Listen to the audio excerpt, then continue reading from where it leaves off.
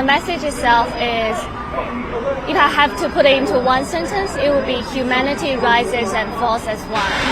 I think we are living in a very difficult time. There's a lot of divisions in terms of ideas, ethnicities, identities, and I think this is a time where we can use a little bit more moral imagination and imagine ourselves being connected with one another. Yeah, I think, well, it's particularly important because there's a lot going on outside Harvard, the conflict, the geopolitical tensions, and especially important in Harvard because students can be very emotionally charged because they deeply care about a lot of issues. And when you are emotionally charged and activated, it's very easy to demonize another person.Hello， 大家好，我是小懒。最近网上哈佛毕业典礼的视频火得不行哦，我也赶紧凑了个热闹看了看。看完之后还真有点意思。话说5月29号那天哈佛大学搞了个毕业典礼，请了3个尖子生上去演讲几句。这3个人跟商量好似的，都强调了一个事儿，那就是要保持他们学校学生群体的多元化和国际化。这事儿吧，其实听着挺正常的，对不对？哪个大学不希望自己的学生来自五湖四海，啥肤色、啥文化都有点，显得自己特牛掰嘛？但是这3个演讲者里头有个来自咱们中国青岛的妹子，叫蒋雨蓉。她这一开口可就在网上炸了锅了。有人觉得这个妹子讲的那叫一个好，说她的发言简直就是哈佛那些老古董传下来的价值观的集中体现。啥多元平等包容国际化说的那叫一个高大上，还说他想用那些温柔的力量、精神的力量去打动和改变世界，消除人与人之间的隔阂和仇恨，听着跟童话故事似的，充满了理想主义的光芒，迷死个人。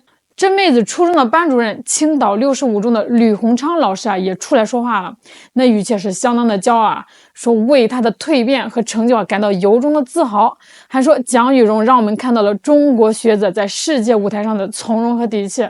这话听着是给咱们中国人长脸了，倍儿有面。但是重点来了，话锋一转，更多人好像就呵呵了。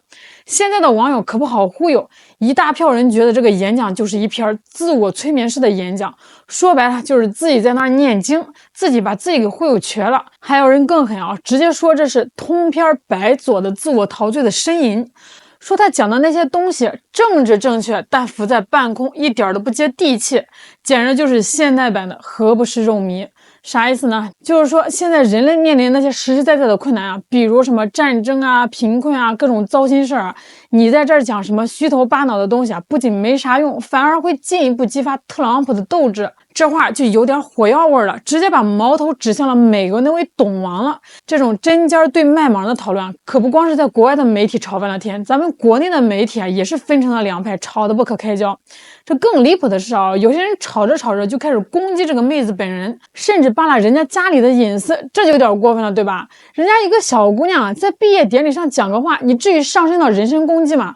我们先来看看这个妹子都说了些啥。 Last summer,When I was doing my internship in Mongolia, I got a call from 2 classmates in Tanzania. They had a very urgent question: how to use their washing machine. Because all the labels were in Chinese, and Google kept translating a big button as spinning ghost mode.There we were, an Indian and a Thai, calling me, a Chinese in Mongolia, to decipher a washer in Tanzania. And we all studied together here at Harvard.That moment reminds me of something I used to believe when I was a kid, that the world was becoming a small village. I remember being told we will be the first generation to end hunger and poverty for humankind. My program at Harvard is International Development.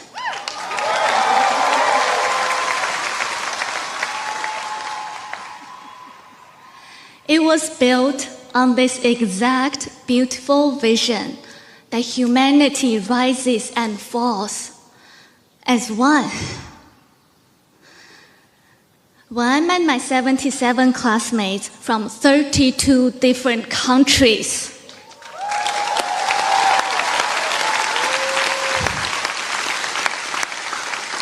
the countries I knew only as colorful shapes on a map turned into real people with laughter, dreams, and the perseverance to survive the long winter in Cambridge. We danced through each other's traditions and carried the weight of each other's worlds. Global challenges suddenly felt personal. If there's a woman anywhere in the world who cannot afford a period pad, it makes me poor. If a girl who skips school out of fear of harassment that threatens my dignity,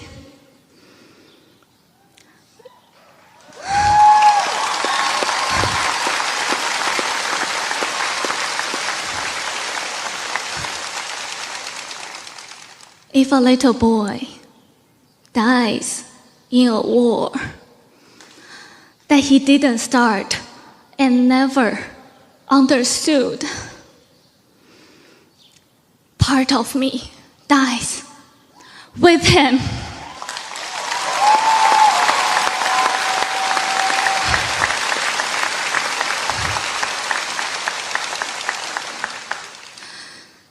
But today, that promise of a connected world is giving way to division, fear, and conflict.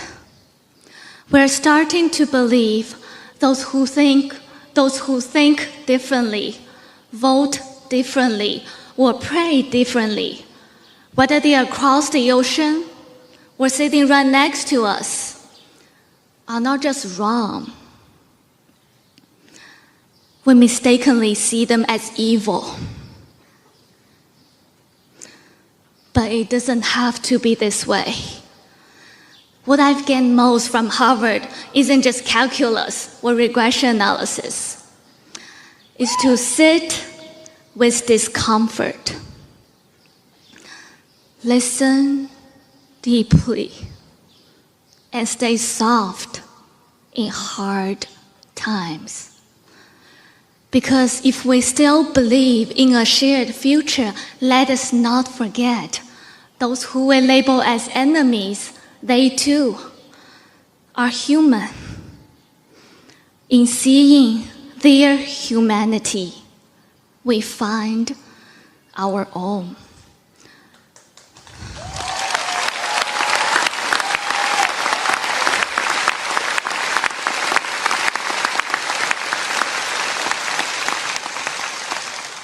In the end, we do not rise by proving each other wrong. We rise by refusing to let one another go.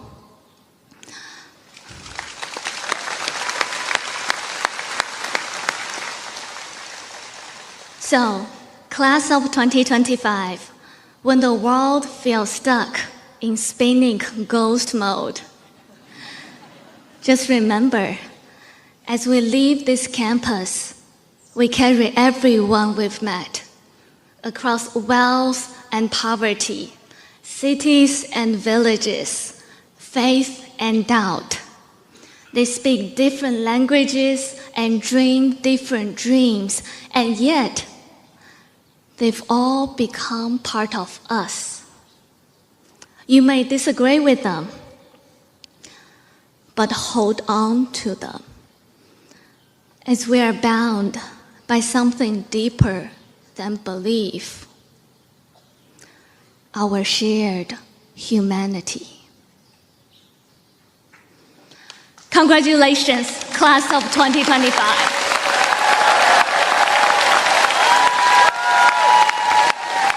这事儿啊，真是让人看得一头雾水啊！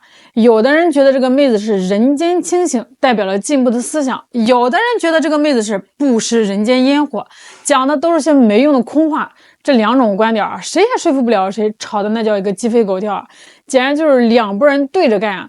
你说这个蒋雨蓉妹子在哈佛毕业典礼上讲了这些话，到底是高瞻远瞩还是脱离现实呢？首先啊，咱们得承认，这哈佛大学一直以来都是挺强调多元化和国际化的。你想啊，人家是世界顶尖的大学啊，招收的学生肯定是来自全球各地啊，各种文化背景的人都有。在毕业典礼上强调这个，也算是人家这个传统了啊，就跟这个过年放鞭炮一样，例行公事嘛。这妹子讲的那些词儿啊，像什么多元啦、平等啦、包容啦、国际化了，听着确实挺正能量的，对吧？谁不希望世界和平，人人平等相处嘛？这谁都喜欢听啊！能站在哈佛的毕业典礼上演讲，那肯定也不是一般人啊，绝对是学霸级别的。但是啊，为啥这么多人不买账呢？这就涉及到现实的问题了。现在这个世界啊，可不是那么风平浪静的，国与国之间啊有矛盾，不同文化之间啊有冲突，甚至一个国家内部啊，不同群体之间也有着很多看不顺眼的地方。现实啊就是这么残酷。那更让人觉得撕裂的是啊，这件事在国内它也是引起了很大的争议。有的人觉得这个蒋雨蓉讲得好，为中国学生争光了；有的人觉得讲得不好，太白左了，不符合中国的国情。这两种观点吵得也很厉害，谁也说服不了谁，简直就是公说公有理，婆说婆有理。而且啊，更让人不能接受的是啊，有些人竟然开始攻击人家小姑娘的人身和家庭隐私，说他爸是什么中国绿发会的领导，这完全就跑偏了啊！人家在毕业典礼上讲个话，我不管是你同意不同意他的观点，你都不应该去攻击人家个人啊，更不应该去扒拉人家的隐私啊！这种行为啊，实在是太 low 了，太没品了。咱们平心而论啊，蒋雨蓉作为一个优秀的毕业生代表，能在哈佛的毕业典礼上演讲，这本身就是一件很了不起的事情啊。他选择的演讲主题也反映了他所接受的教育和他个人的价值观。至于他的观点是否正确啊，是否实用，那真的是见仁见智了。有些人可能会觉得他的理想很美好，值得追求；有些人可能就会觉得他的想法太天真，不切实际。这都是可以讨论的，可以争论的，但是不应该上升到人身攻击和隐私侵犯。说白了啊，这个世界本来就是多元的，有不同的思想、不同的观点，都是很正常的呀。